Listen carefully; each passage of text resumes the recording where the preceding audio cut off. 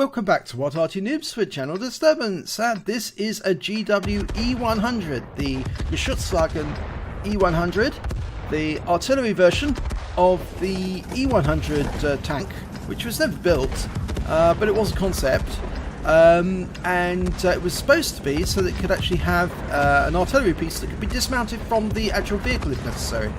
But this one is being driven by Dutch Angel 91. And he's on the south spawn of Malinovka, and it's a standard battle. And this one is rather special. It's special for something that happens during the battle. Now, I'm not going to tell you straight off what it is right at the start, but I think you'll probably guess what it's all about. This SPG has been seen in another video, and he did something rather spectacular, something we don't see that often in these games, but it's definitely a mark of somebody who's well practiced at playing Arty. You can see how he missed those trees, didn't knock anything down, didn't give any clues to his whereabouts, and he's moving to his firing position far enough away from the 212 to avoid each of them being killed by identifying each other. Okay, Dutch Angel is now looking for his target. Okay, then it's got a VK4502B and a T55A, and they're coming up to that corner on the south end. Now he's just moving, just adjusting, that's why the reticule is bouncing around so much.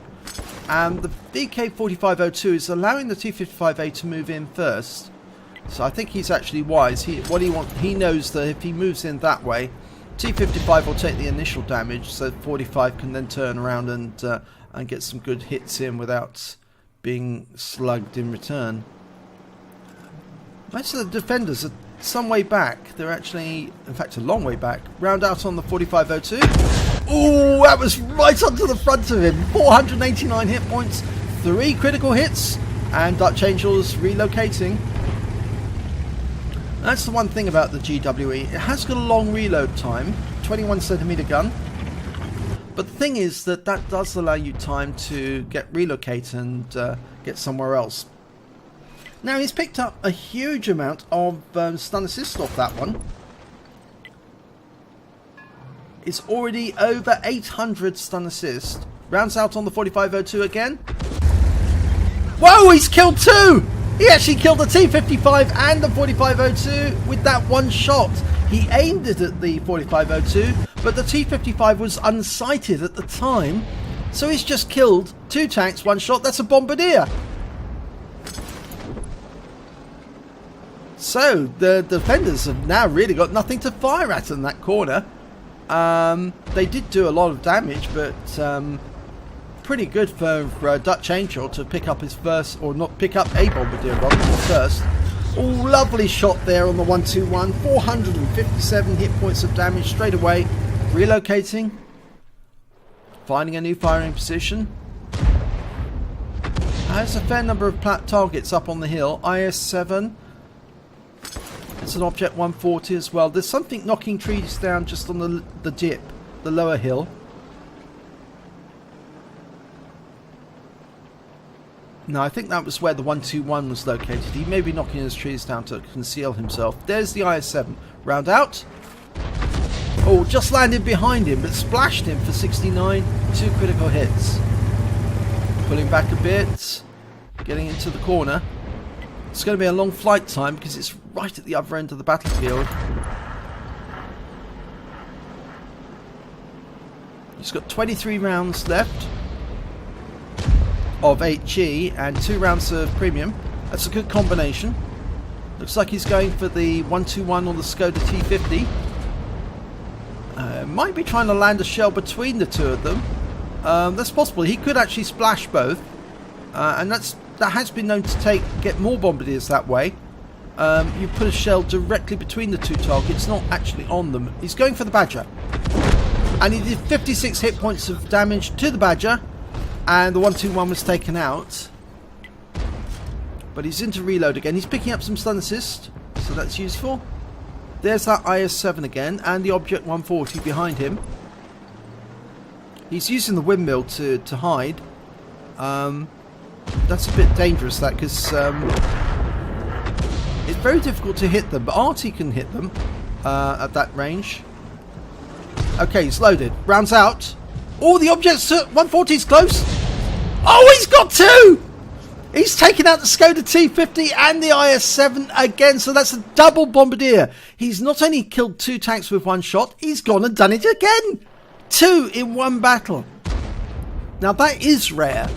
I mean, triples and quadruple Bombardiers are rare, but scoring two Bombardiers, one Bombardier and then scoring another one a short while later, is a sign of an excellent artillery player. Okay, going after the Emil, lined him up, rounds out. Oh, that hurt! That's going to leave a mark. 577 hit points there. And that Emil too, I think he's had enough. He's running away now. I think he's saying to himself, I'm in danger. In fact, actually, the reason they're in danger is there's an E50M coming up the hill behind them.